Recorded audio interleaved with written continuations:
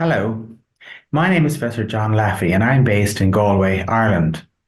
I am truly honoured to be invited to speak at the 44th Korean Society of Critical Care Medicine Annual Acute Care Conference and the third KSCCM-TSCCM Joint Congress in Seoul.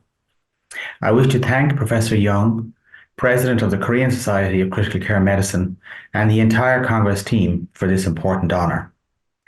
I would also like to congratulate Professor Young and the conference organising team for their great work in organising such a prestigious conference. I am Professor of Anaesthesia and Critical Care Medicine at the University of Galway in Ireland, and I'm Director of Clinical Research at University of Galway and the South University Hospital Group in Ireland.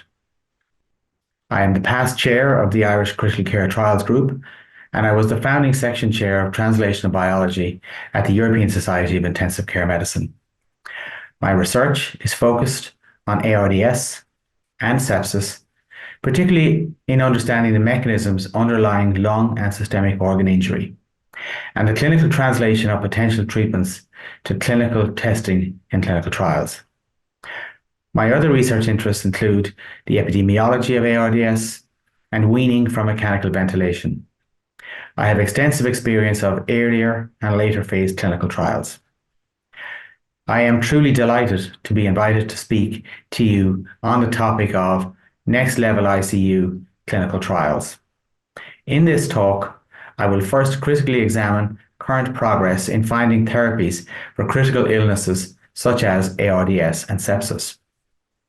I will aim to identify issues that have hindered the advance of clinical translation of promising therapies into bedside treatments, and the role that negative or trials that do not prove their hypothesis have played in this unsuccessful clinical translation.